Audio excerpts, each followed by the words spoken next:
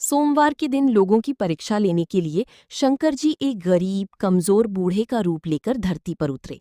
उनका शरीर झुका हुआ था, हाथों में एक सूखी लाठी थी और चेहरे पर एक दिव्य आशा थी। सबसे पहले शंकर जी एक बड़े सेठ के घर जाते हैं, जहां सेठ अपने इस साल की गेहूं की बोरे ट्रैक्टरों में रखवा रहा था। शंकर जी विनम्रता से बोले, बेटा, मुझे बहुत भूख लगी है।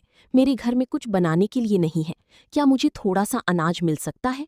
सेठ चिढ़ते हुए बोला, अरे बूढ़े, तेरे घर अनाज नहीं है तो मैं क्या करूं? मैं कोई धर्मशाला नहीं हूं, निकलो यहां से। और उसने नौकरों से कहकर शंकर जी को घर से बाहर निकलवा दिया। शंकर जी चुपचाप शांत भाव से आगे बढ़ गए।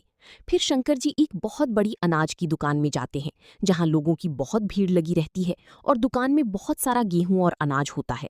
शंकर जी हाथ जोड़कर बोले, बेटा, मेरा पेट बहुत दर्द कर रहा है। क्या मुझे कुछ खाने के लिए मिल सकता है? दुकानदार गुस्से से बोला, अरे बूढ़े, यहाँ कुछ भी मुफ्त में नहीं मिलता। पैसे हैं तो लो, वरना यहाँ से निकलो। और उसने शंकर जी का हाथ पकड़कर उन्हें दुकान से बाहर निकाल दिया। शंकर जी मुस्कुराते हुए आगे बढ़ जाते हैं। अंत में शंकर जी एक टूटी हुई झोपड़ी के पास जाते हैं, जहाँ एक दर्जी पूरे दिन सिर्फ कपड़े सिलता रहता था।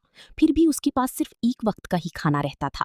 शंकर जी ने धीरे से कहा, बेटा, मैं कई दिनों से भूखा हूँ। क्या मुझे कुछ खाने के लिए मिल सकता है? दर्जी ने बिना सोचे अपना एक वक्त का खाना शंकर जी को दे दिया और बोला, बाबा, आप आराम से खाइए और कुछ देर मेरी झोपड़ी में आराम भी कर लीजिए। इतना सुनते ही शंकर जी अपने दिव्य रूप में प्रकट हो जाते हैं। शंकर जी दर्जी की झोपड़ी को एक सुंदर पक्की मकान में बदल देते हैं और उसका घर बहुत सारी अनाज से भर देते हैं।